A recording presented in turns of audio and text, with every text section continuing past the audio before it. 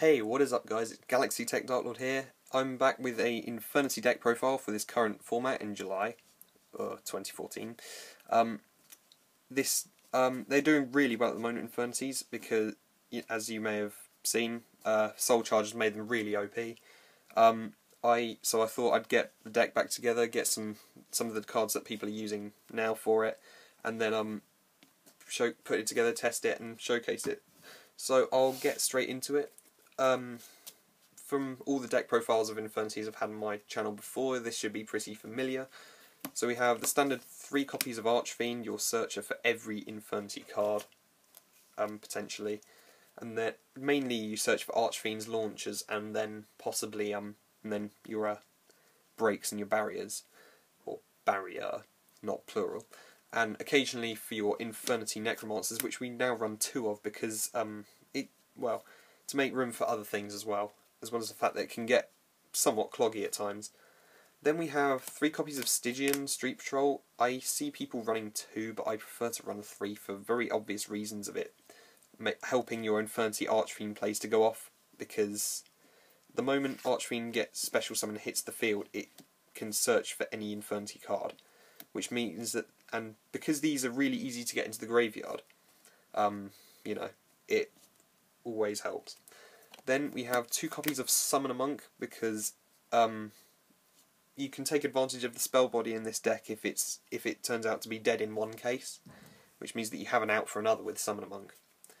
Then for the one-offs we have 1 Archfiend Heiress, because it can search for the Archfiend when you have nothing else to, and you can also search for Archfiend Palabyrinth with it as well. Then we have 1 Armageddon Knight and 1 Dark Grepher, because both of this does what Armageddon Knight doesn't, which is just send a card to the graveyard when it's summoned, whereas Dark Grepher can do what Armageddon can't, which is get a dark monster out of your hand and then send one from the deck. Some people ditch the Armageddon Knight for Grepher, some do it the other way round. I prefer to run 1 of each. And then we have, lastly, new edition 1 Dynatherium. Or, if you like, you could run 1 Tin Goldfish instead. I've been testing both, and I prefer Dynatherium personally because because of its special summon condition. So yeah, from the get-go, it's really great.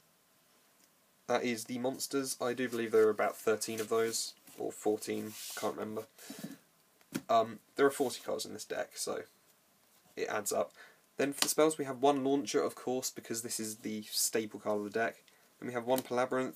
This can help your Archfiend plays go off, and it also gives your monsters a power up. Then we have 1 Foolish to get the Stygians or anything else like the Archfiend Heiress into the graveyard. 1 Rotor to search for Grepher or for Armageddon Knight. Even though it's at 2, because of the low warrior count, you only need that one. Then 1 Book of Moon to take out your opponent's vital plays, I guess, really, and also it basically stops things resolving. It really is helpful. Then we have 2 copies of Soul Charge, the card that makes this deck so dangerous at the moment, because you get the Archfiends out with Soul Charge, you get their effects off, you search for a whole load of things. Then we have 2 copies of Instant Fusion, because you can make things with, a level 4 fusion monster, Canian Wizard in my case, because Darkfire is too expensive, and then you can drop this with Summon a Monk if you have no out with it.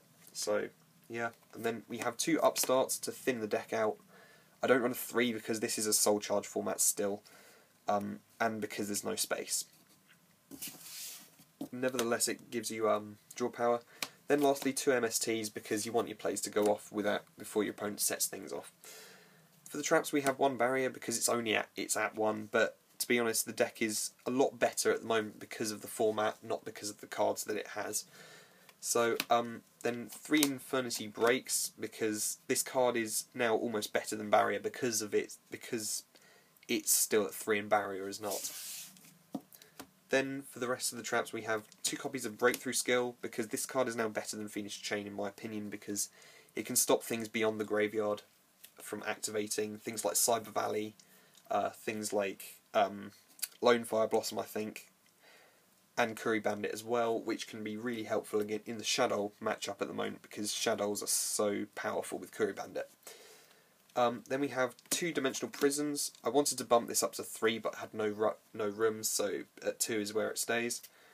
2 Mirror Force, and then for the one-ofs we have 1 Solemn Warning, 1 Compulsory Evacuation Device, and 1 Bottomless Trap Hole.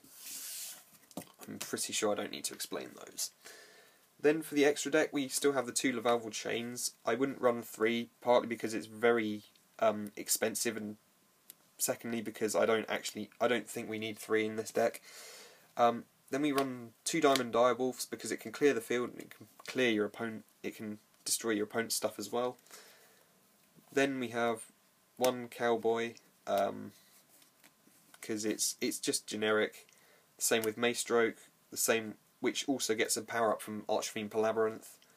1 Master Key Beetle, 1 Rhapsody in Berserk, which is a new addition to this deck because it can really screw over your opponent's plays because it can empty your opponent's graveyard, and then it can disappear off the field to the spell and trap card zones to equip itself onto something, which would make Lavalval Chain, for example, go up to 3,000 attack.